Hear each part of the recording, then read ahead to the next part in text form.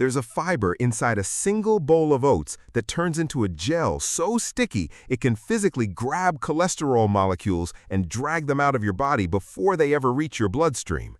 That's not a supplement, that's breakfast. By the end of this video, you'll know exactly what happens inside you, minute by minute, if you start eating oats every single day. And there's one thing that happens in your gut around day 3 that almost nobody talks about. Something that explains why some people feel amazing on oats and others feel bloated for a week. Stick around because we're solving that mystery before we're done. Let's start with what oats actually are, because this is where the magic begins. Oats contain a unique soluble fiber called beta-glucan. Picture thousands of tiny tangled threads packed into every oat flake. The moment oats hit liquid, whether that's milk, water, or your own stomach fluid, those threads swell up and link together into a thick, slippery gel. This isn't like other fibers that just pass through. This one transforms right there in front of you. Now follow that gel into your stomach. Because it's thick and viscous, it physically slows down how fast your stomach empties into your small intestine. Think of it like pouring honey through a funnel instead of water. Everything moves slower. That means the sugar from your oats trickles into your bloodstream gradually instead of flooding in all at once. Your blood sugar rises more gently, and research suggests this steadier rise can help you avoid the sharp crash that leaves you starving by 10 a.m. But here's where it gets interesting, because that same gel is about to do something even bigger a little further down the line. As the oat gel moves into your small intestine, it runs straight into bile acids, which your liver made from cholesterol to help digest fat. Normally, your body reabsorbs those bile acids and recycles the cholesterol. But that sticky beta-glucan gel traps the bile acids inside its mesh and carries them straight out of the body instead. Your liver notices the shortage and has to make more bile acids, and to do that, it pulls more cholesterol out of your bloodstream to build them. Multiple studies have found that a consistent daily intake of oat beta-glucan is associated with measurable reductions in LDL cholesterol over several weeks. Your breakfast is quietly renovating your bloodstream. That's already impressive, but that's not even the strangest part of what's coming. Let's go further down, into your gut, where your body doesn't act alone anymore. Not all of that fiber gets digested by you.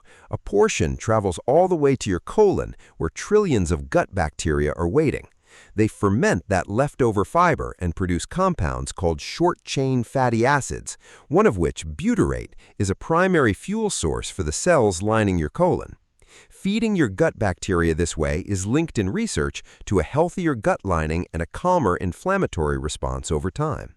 Essentially, you're not just feeding yourself breakfast, you're feeding an entire ecosystem that helps run your body. Now, here's that mystery from the beginning, finally unlocking. In the first few days of eating oats daily, your gut bacteria population is adjusting to this new fuel source. Some species multiply quickly to take advantage of the fiber, and that shift in fermentation activity can temporarily produce more gas, which is why some people feel bloated for the first 2 or 3 days. It's not a sign oats are bad for you, it's a sign your microbiome is recalibrating. Most people find that as their bacterial community adapts, usually within about a week, that bloated feeling settles down on its own. And just when you think the story's wrapping up, there's one more twist that flips everything you think you know about timing.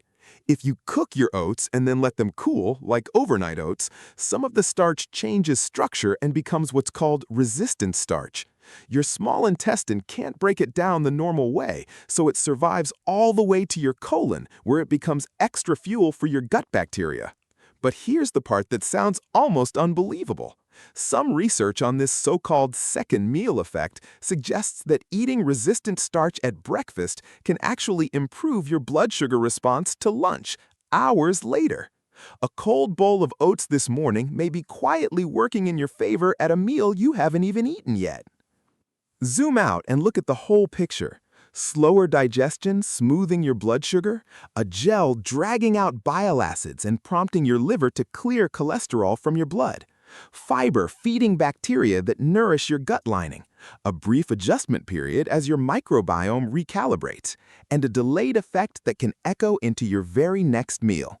All of that from one humble bowl repeated daily is why oats show up again and again in research on heart health and digestive health, not as a miracle cure, but as a steady, cumulative habit your body responds to over time.